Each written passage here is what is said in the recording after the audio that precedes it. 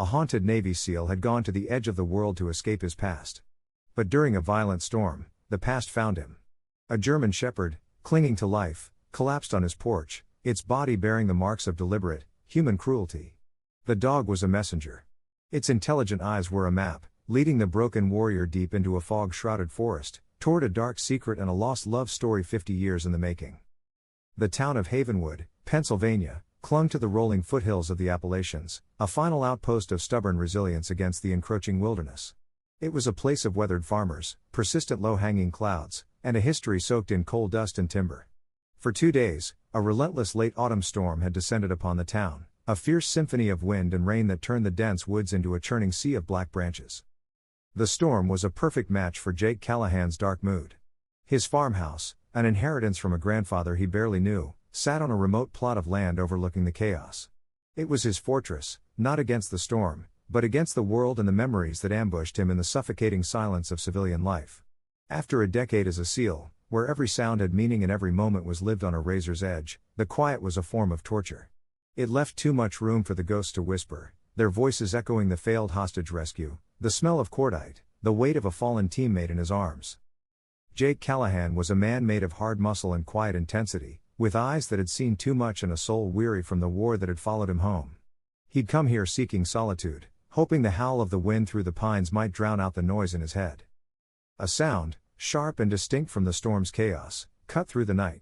A frantic, desperate scratching at the front door. Jake's training reflexes took over instantly. A seamless switch from stillness to combat readiness. He moved from the worn armchair without a sound, his body a coiled spring, grabbing the heavy maglite flashlight from the mantelpiece. His scarred hands, familiar with the cold steel of a rifle, felt the reassuring weight of the metal tube. He approached the door with the silent, economic movements of a predator, every sense on high alert. The scratching grew weaker, more sporadic, punctuated by a pained whimper. Whatever was out there was fading fast. He peered through the small, rain-streaked window beside the door, but the downpour was a liquid wall, obscuring everything.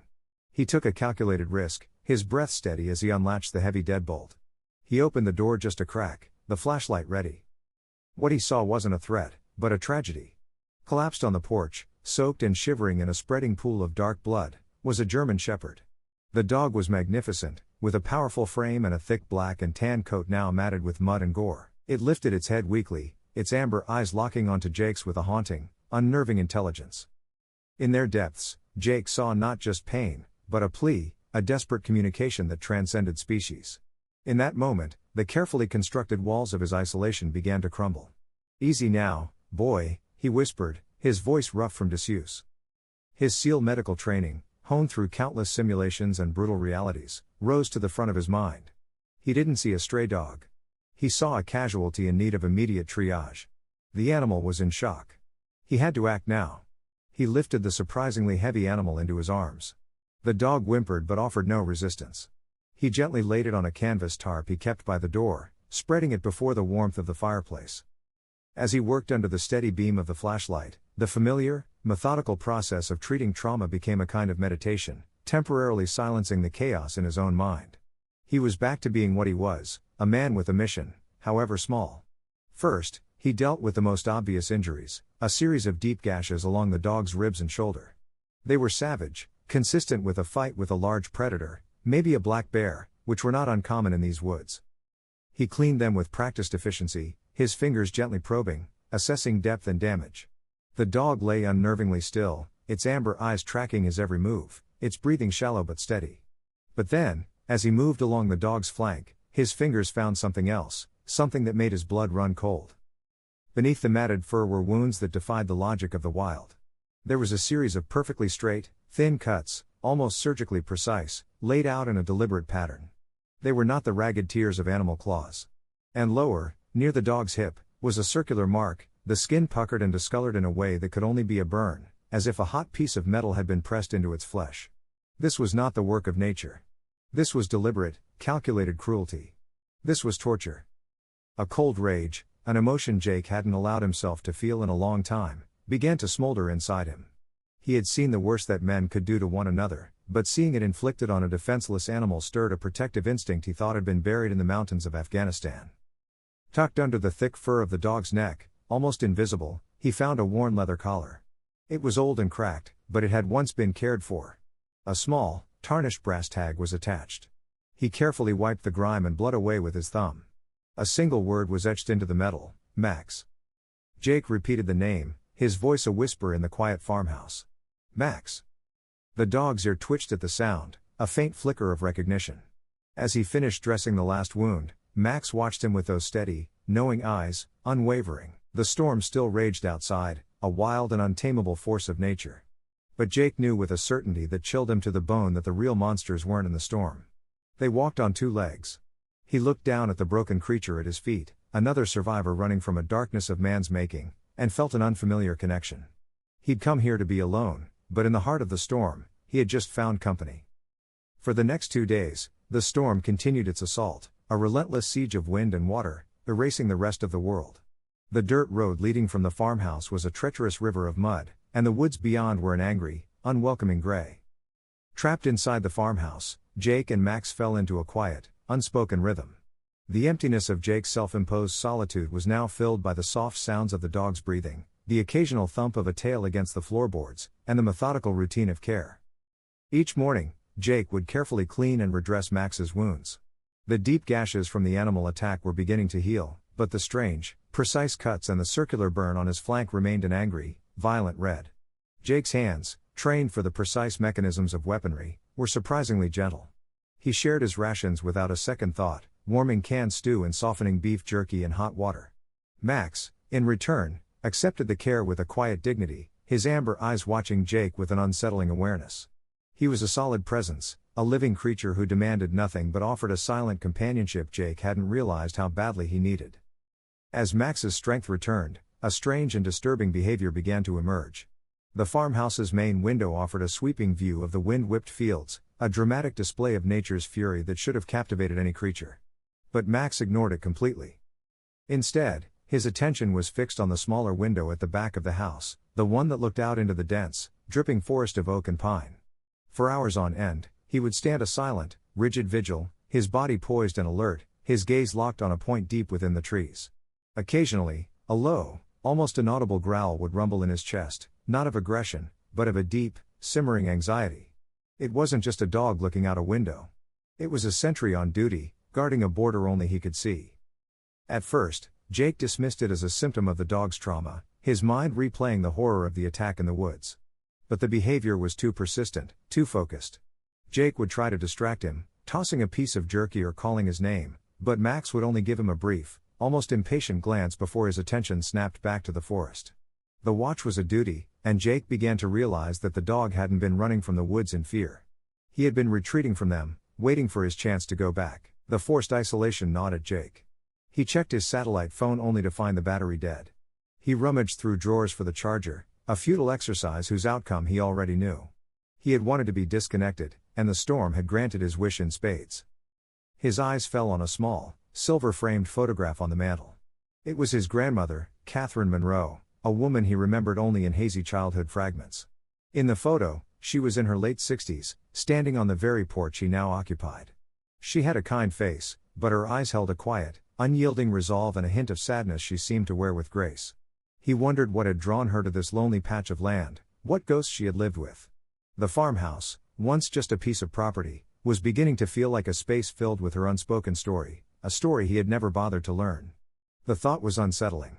Another thread of a past he couldn't grasp. That night, the ghosts of his own past came for him. Sleep offered no relief, instead dragging him back to a dusty, sun-scorched alley in Fallujah. The air was thick with the smell of cordite and fear. The shriek of panicked, static-laced voices over the radio. He was on his knees, his hands slick with blood, pressing down on the chest of his teammate, a young operator named Leo Ramirez, no older than 22. Leo's eyes were wide, not looking at Jake, but through him as the life drained away. The weight of his failure was a physical thing, a pressure on his chest that stole his breath. He woke with a gasp, his heart hammering against his ribs as if trying to escape. He was tangled in the sheets, his body drenched in a cold sweat, the phantom smell of dust and blood filling his nostrils.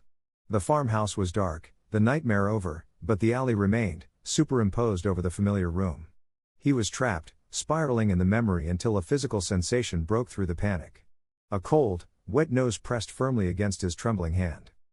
Jake's focus snapped back to the present. Max was standing beside his bed, his front paws on the mattress, his head low.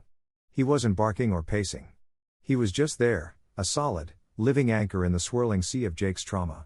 He whimpered softly, a sound of pure empathy. Jake reached out instinctively, his fingers burying themselves in the dog's thick fur. The simple tactile sensation, the warmth of the dog's body, the steady rhythm of his breathing, pulled him all the way back. The alley faded, the sounds of combat receded, and he was just Jake in a farmhouse with a dog. "Thanks, buddy," he whispered, the words catching in his throat. The bond between them, forged in shared wounds and silent companionship, was now sealed in the darkness. Max had done more for him in that moment than months of therapy.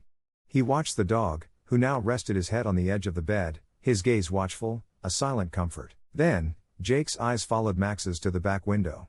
The storm was finally beginning to ease, the shriek of the wind softening to a moan. The forest outside was an impenetrable wall of black. For the first time, Jake didn't see just a traumatized animal. He saw another survivor, a fellow soldier who had been wounded, but not broken. The dog's relentless vigil wasn't a symptom of fear. It was a sign of unshakable purpose. Max wasn't haunted by the forest. He was focused on it, and his silent, urgent plea was finally clear. Something was wrong in those woods, something that needed to be confronted. The dawn that broke after the storm was unnervingly quiet. The violent shriek of the wind had died, leaving a strange, profound silence, broken only by the rhythmic dripping of water from the broad leaves of ferns and the moss-covered branches of ancient oaks. A thick, opalescent fog rolled in from the hollows, blanketing the landscape and swallowing the world in a soft, gray embrace. It muffled all sound, creating a profound sense of isolation that was somehow more absolute than the chaotic rage of the storm. Jake woke from a deep, dreamless sleep, the first he'd had in months, feeling a clarity that had long eluded him. His first conscious thought was of the dog. He looked over and saw Max already at the back door of the farmhouse, not whining or scratching, but waiting with an unshakable patience. His posture was alert, his gaze fixed on the woods beyond the glass. The message was clear. The watch was over. It was time to act. Jake rose from the bed, the ghosts of the previous night's terror held at bay by a new sense of purpose. He walked to the door and stood beside the dog, looking out into the wall of white. He couldn't see more than 20 yards into the trees, where the massive trunks of the oaks vanished into the mist. It was a landscape of secrets, a place that did not welcome visitors. For a moment, the rational part of his brain, the part not forged in the crucible of special operations, questioned the sanity of walking into that wilderness based on the instinct of a wounded animal. But then he looked down at Max, at the fierce intelligence in his eyes, and he remembered the dog's cold nose on his hand in the dark. Trust was a currency Jake no longer dealt in, but this felt different. This was a debt. "All right, Max," he said, his voice low in the quiet farmhouse. "Let's go see what's out there." The decision made, he moved with the swift efficiency of his old profession. He didn't just pack a bag. He prepared for a mission. He laid out his gear on the hardwood floor in a precise, practiced pattern. First, the worn olive drab go bag. Into it went the essentials for survival in hostile territory: high-energy protein bars, a water bottle with a built-in filter, a compact but powerful LED flashlight with a strobe function, a waterproof case containing lighters, storm-proof matches, and a small block of fire starter. He added a comprehensive first aid kit, far more advanced than a standard civilian version. Beside the bag, he laid out his tools. His fixed-blade combat knife was strapped to his belt. His Sig Sauer P226 pistol was holstered at his hip, but not before he methodically ejected the magazine, checked the spring tension, counted the rounds, and chambered one with a clean, metallic snap. He slid a spare magazine into a pouch on his belt. Finally, he removed his hunting rifle from its case, checked the action, and slung it over his shoulder. He dressed in layers, a thermal base, followed by drab forest green waterproof pants and jacket that would blend perfectly with the environment. As he double-knotted the laces of his worn combat boots, the familiar ritual calmed him. The muscle memory of preparation, a welcome anchor. He was no longer a man adrift. He was an operator. Before they left, he checked on his new partner. Max's wounds were freshly dressed, and he walked with a slight limp, but his gait was determined. Jake filled a collapsible bowl with water, which the dog drank thirstily, his eyes never leaving Jake's face. "Stay close," Jake commanded, and the dog responded with a low whine of understanding. He locked the farmhouse tight, a habit ingrained from years of securing firebases and safe houses. And then they stepped out into the fog. The air was cold and damp, heavy with the smell of pine needles, wet earth, and decay. Max immediately took the lead, not with a frantic dash, but with a steady, confident trot, heading directly for the tree line behind the house.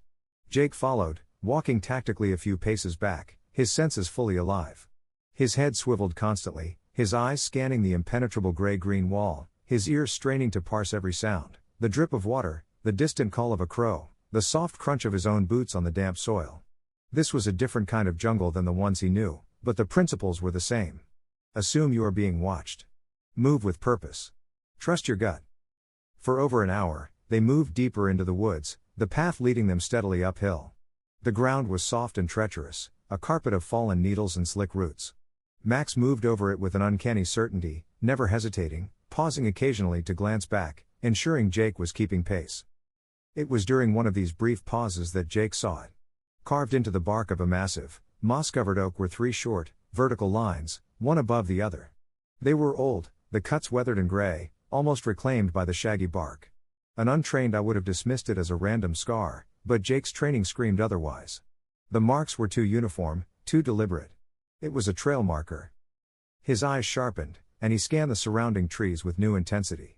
20 minutes later, he found an identical set of carvings on an ancient hemlock. They were on a hidden path. The knowledge settled in his gut like a cold stone. This wasn't just a dog leading him to where it was attacked.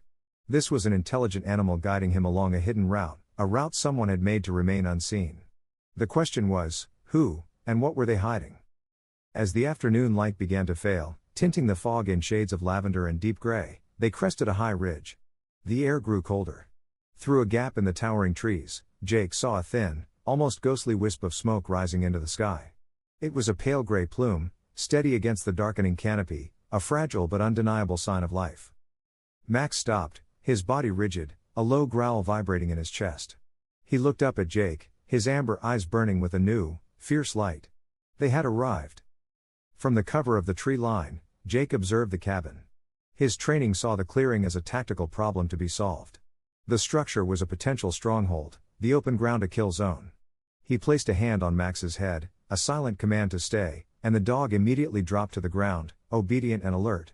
Jake moved not like a civilian hiker, but like an operator, using the ancient, moss-draped trees as cover as he began a slow, deliberate reconnaissance of the clearing's perimeter. His movements were fluid and silent, his eyes scanning for any sign of modern technology, a motion sensor, a security camera, a tripwire. He found nothing.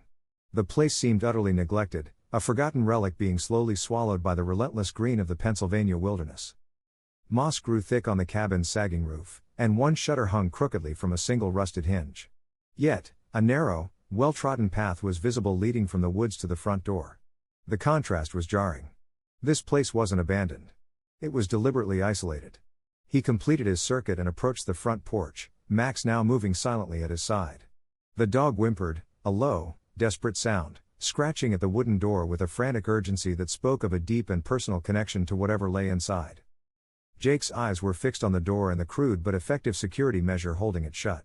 A length of heavy, rusted logging chain was wrapped tightly around both doorknobs, pulled taut and secured with a large, industrial-grade padlock. This wasn't a measure to keep intruders out. It was to keep someone in. The cold certainty of it settled in his gut. He was no longer on a rescue mission for a dog. He was breaking into a private prison. He pulled a small leather case from a hidden pocket inside his jacket. Unfolding it revealed a professional set of lock picks and a tension wrench, the tools of a trade he'd learned for breaking into hostile compounds half a world away. He knelt, inserted the tension wrench into the lock, and applied steady pressure. With his other hand, he began probing the tumblers with a delicate pick, his touch sensitive and sure. The silence of the clearing was absolute, broken only by the faint, metallic clicks of the pins as they gave way one by one. After a tense minute that stretched into an eternity, the final pin set, and the shackle popped open with a definitive snap. He unwound the heavy chain, letting it fall to the porch with a dry clatter. The sound was a declaration. The siege was over. He drew his Sig Sauer, the motion smooth and practiced, and gave Max the command to stay. Pushing the door inward, he stepped into the darkness, his weapon leading the way. The air inside was thick and foul, a nauseating mixture of old wood smoke, damp, and the unmistakable Swedish odor of severe illness. The cabin's interior was dim, lit only by the faint gray light filtering through a single grime-streaked window, and the dying orange embers in a small stone fireplace. It was a single room, sparsely furnished with a rickety table, one chair, and a threadbare cot. But Jake's tactical gaze was immediately drawn to the back of the room, to a makeshift bed pushed into the far corner. Max, unable to restrain himself any longer, slipped past Jake's legs, not with aggression, but with a heartbroken whimper of anxiety. The dog rushed to the bed and began nudging at a still figure lying there. As his eyes adjusted to the gloom, Jake's blood ran cold.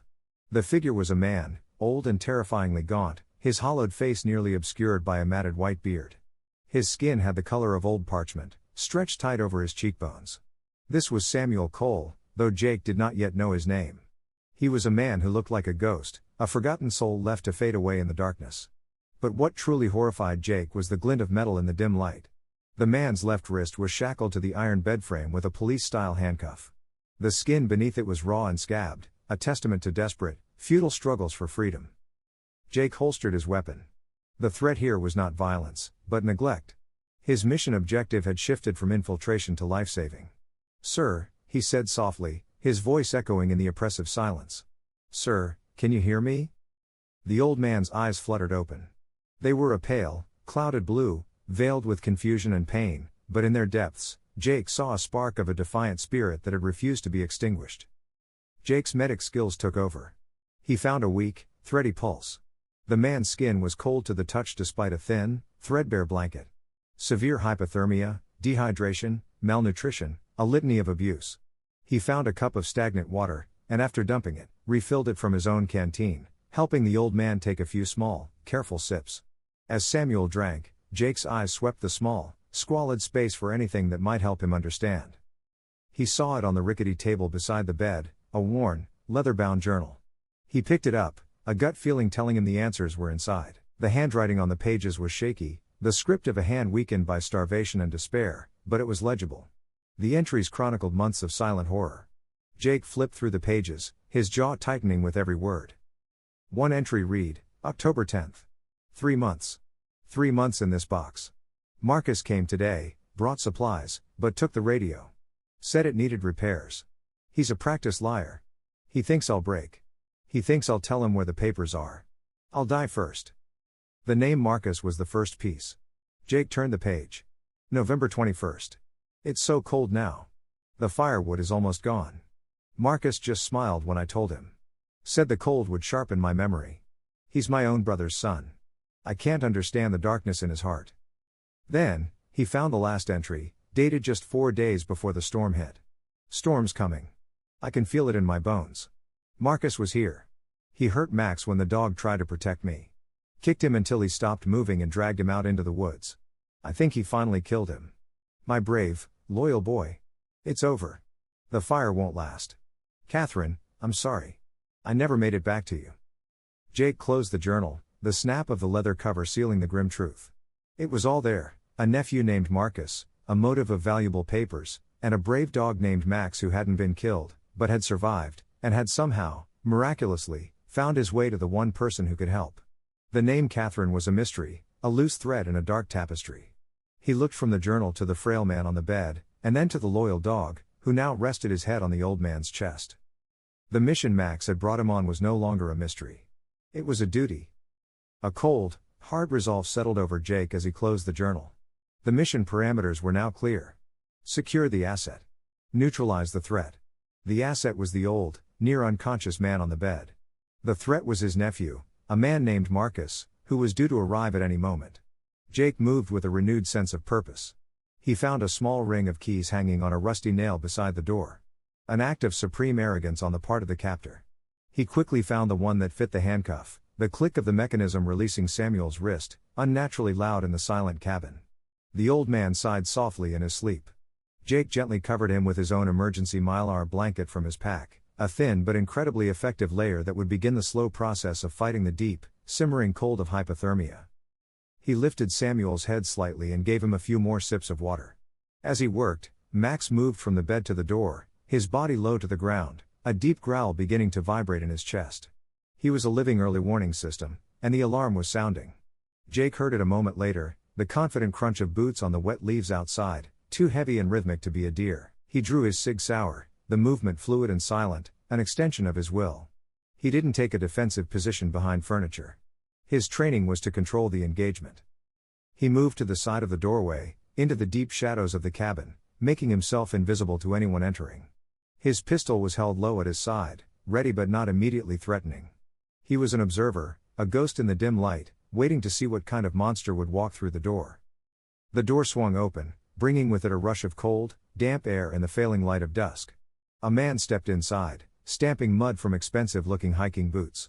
This was Marcus Thorne. He was in his late 40s, with a handsome, clean-shaven face that seemed better suited to a boardroom than the wilderness. He was dressed in immaculate, high-end outdoor gear, looking more like a model from a catalog than a man who spent time in the woods. But it was his eyes that caught Jake's attention. They were a pale, cold blue, devoid of warmth, constantly scanning, calculating. They were the eyes of a predator. Marcus's first glance was for Max, who stood protectively near the bed, a low snarl revealing his teeth. Marcus's handsome face twisted into a mask of pure shock and rage. "You," he snarled, his voice a venomous whisper. "How the hell are you still alive?" It was an instant confession. In that same moment, his eyes swept the dim cabin and finally landed on Jake, a dark, silent shape against the far wall. The shock on Marcus's face was instantly replaced by a practiced, almost theatrical look of concern. The transition was so smooth, it was chilling. "Oh, thank God," he said, his voice now full of a convincing warmth. "You found him? Are you a ranger? I've been so worried. My uncle, he's not well in the head, you see. He wanders." He took another step inside, his cold eyes flicking between Jake, the dog, and the still form on the bed.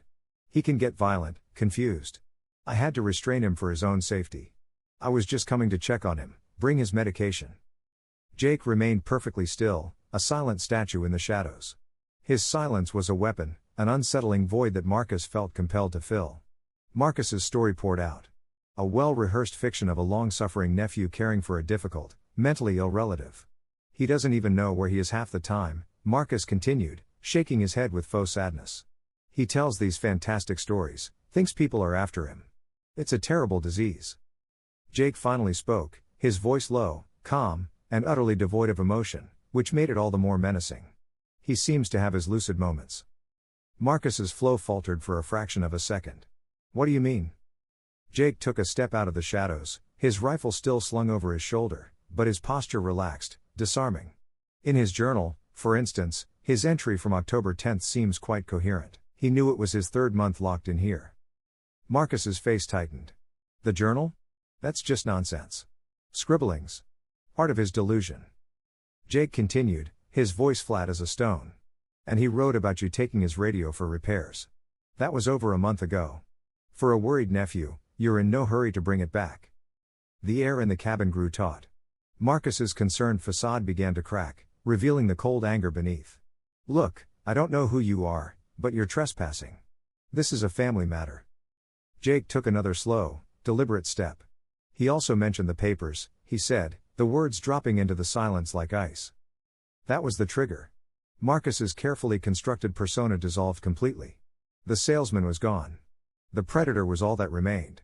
"You have no idea what you just walked into," he hissed, his hand moving with deceptive speed toward the inside of his jacket. "Don't." Jake's voice was a sharp, clear command. But it was too late. Marcus was already pulling a small pistol from a shoulder holster. The next actions took place in a blur of deadly efficiency, over in less time than it takes to draw a breath. Marcus's pistol was barely clear of his jacket when Jake moved. He didn't retreat. He exploded forward. As the pistol came up, Jake's left hand shot out, not to grab the weapon, but to strike Marcus's wrist, deflecting the barrel toward the ceiling just as it discharged with a deafening roar. The bullet tore through the roof, sending down a shower of debris. In the same instant, a black and tan blur launched itself from beside the bed, Max. A coiled spring of avenging energy, he clamped his powerful jaws around Marcus's gun hand. Marcus screamed, a high, thin sound of pain and shock, his fingers spasming open as the pistol clattered to the floor. Jake didn't stop. He used his forward momentum to drive his shoulder hard into Marcus's chest, slamming him backward into the rough-hewn wall. The impact knocked the air from Marcus in a pain grunt. Before Marcus could recover, Jake had him pinned. The hard edge of his forearm pressed firmly against Marcus's throat. The entire violent encounter had lasted less than 3 seconds. It was a perfectly coordinated takedown. "Max. Enough." Jake commanded, his voice deep and even. With a final guttural snarl, the dog released his grip. He remained at Jake's side, though, the hackles on his back raised, a silent promise of more if it was needed. Marcus, gasping for air, disarmed and utterly defeated, stared into the cold, unforgiving eyes of a man who was clearly more dangerous than anyone he had ever met. Pinned against the rough timber wall, the hard bone of Jake's forearm pressing into his windpipe, Marcus Thorne's arrogance finally shattered, replaced by the primal, gasping fury of a cornered animal. His face was a mask of disbelief and hatred, his eyes darting between the unblinking coldness in Jake's gaze and the low growl of the German shepherd at his side. The illusion of his control, of his carefully constructed plan, had evaporated in 3 seconds of brutal efficiency. He was trapped, and he knew it. Jake applied just enough pressure to keep him immobilized, his voice a low, dangerous whisper. "Start talking. The papers. Where are they?" Marcus choked, a strangled laugh escaping his lips. "You think it's that easy? You have no idea what you're dealing with." His eyes, wild and desperate, scanned the dim cabin, searching not for an escape, but for another weapon, another form of leverage. From the bed, Samuel's voice, though weak, cut through the tense silence. "Don't trust him, son. He's a snake."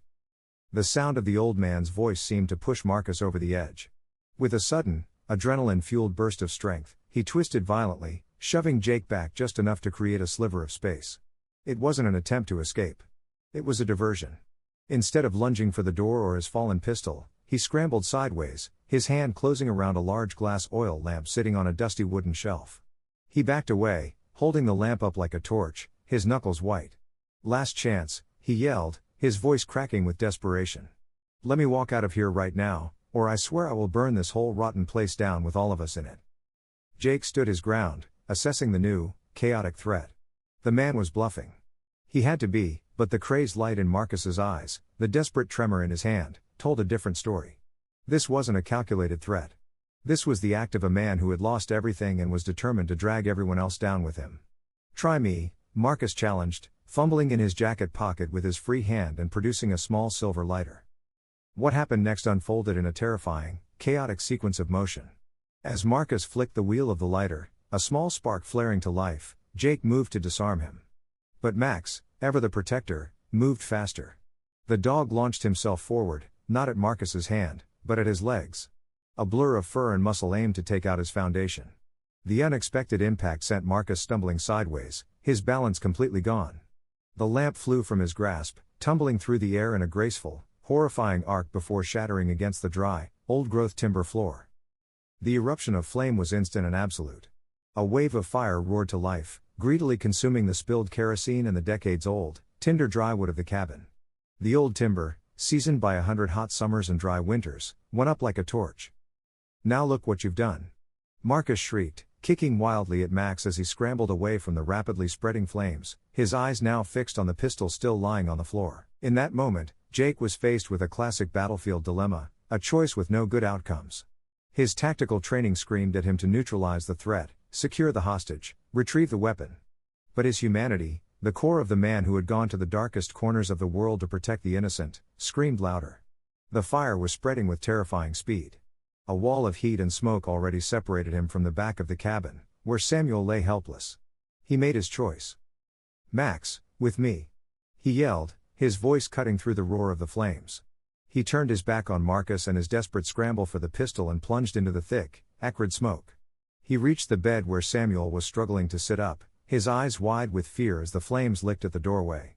"We need to move now," Jake said, his voice a calm, authoritative command in the chaos. "I can't."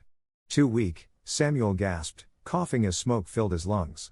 Jake acted without hesitation, pulling the thick wool blanket from the bed and wrapping it tightly around the old man's frail body. "I'll carry you," he explained, already positioning himself for a fireman's carry, a technique designed to distribute weight and keep one hand free. It was then, as Jake hoisted him onto his shoulders, that Samuel gasped, his voice a desperate, choked whisper directly in Jake's ear. "The papers. In my left boot. Inside the lining." Jake had no time to process the information. He just nodded, his focus entirely on escape. The main room was now a raging inferno. Through the black smoke and dancing orange flames, he could see Marcus frantically beating at the fire with his expensive jacket, his panic having completely overridden his attempt to retrieve the weapon. "Door, Max," Jake commanded, trusting the dog to find the clearest path. Max was already there, a dark shape against the blazing bright square of the open doorway. Jake followed, his head low, the heat so intense it felt like it was searing his lungs with every breath. He burst through the door and into the cold, damp night air, stumbling a few steps into the clearing before gently setting Samuel down on a patch of damp moss. He made sure the blanket protected him from the cold ground, then looked back. A deafening crash echoed from the cabin as a section of the roof collapsed, sending a shower of sparks and embers into the night sky. The entire structure was now a pyre, illuminating the clearing with a hellish, flickering orange light.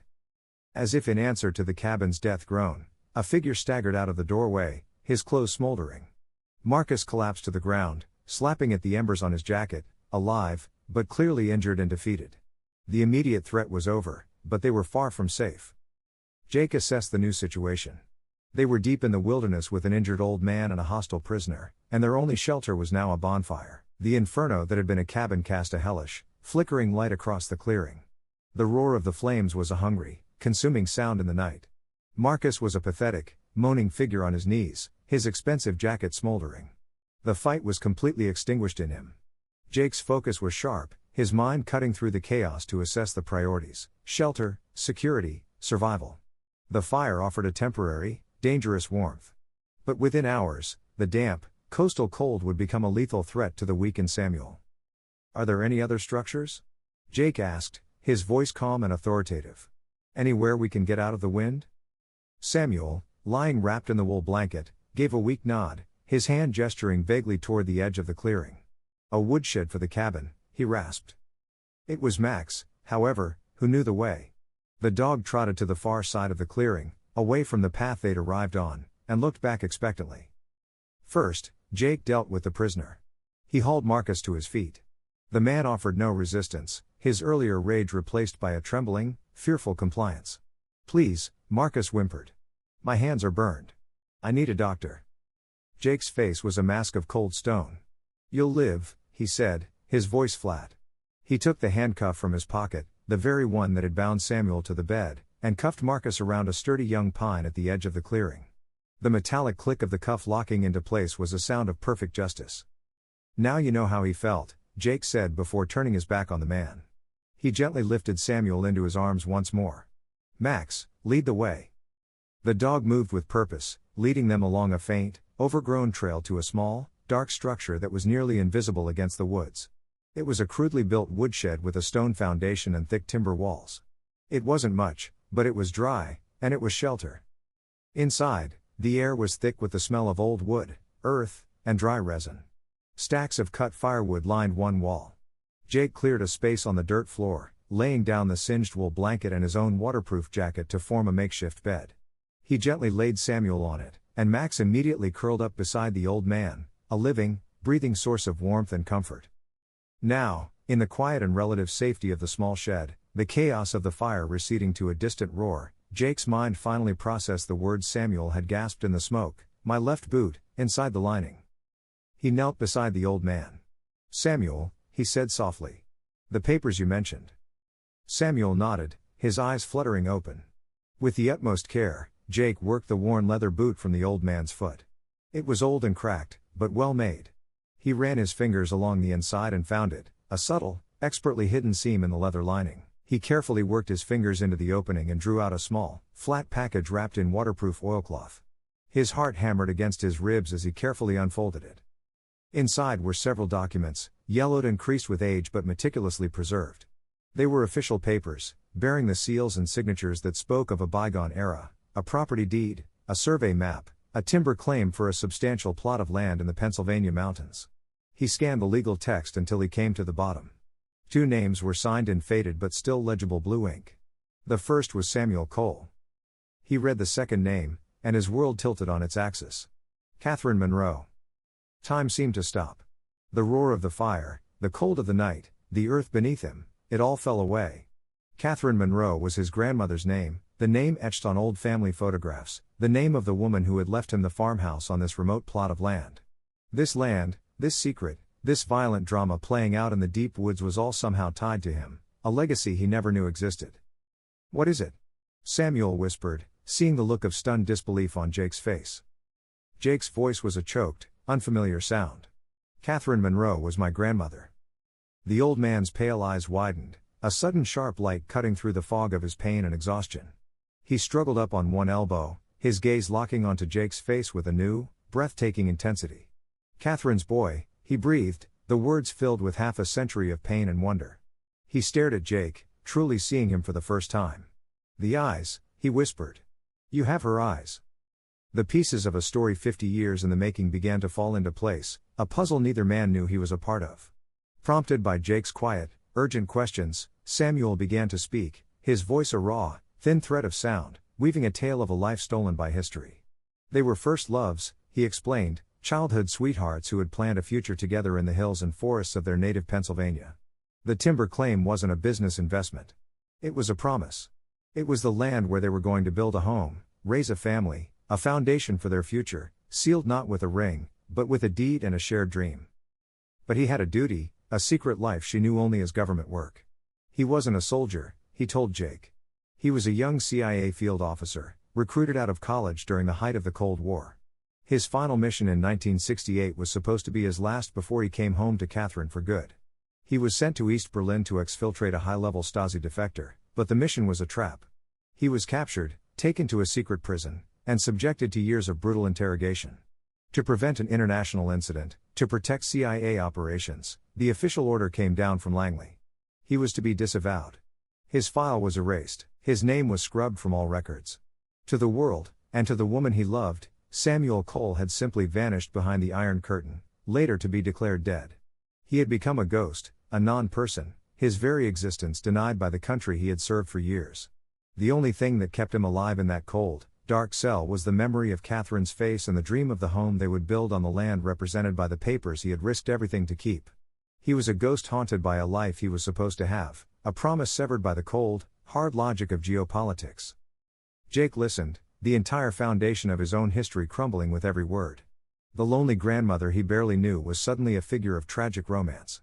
And the broken old man before him was not just a victim he had rescued. He was a living piece of Jake's own past. As Samuel's story ended, a deep silence fell over the small shed. Jake realized with a sudden jolt that in his methodical preparation for leaving his own farmhouse, he had activated his personal locator beacon. A habit from his SEAL days. Help was on the way. But what would they find when they arrived? The weight of Samuel's story settled in the small, cold woodshed. A history of secrets and sacrifice so vast it seemed to suck the air out of the space. Jake stared at the old man, this ghost from his grandmother's past, and felt the foundations of his own life shift beneath him. Before he could formulate a reply, a new sound intruded, faint at first, then growing steadily stronger.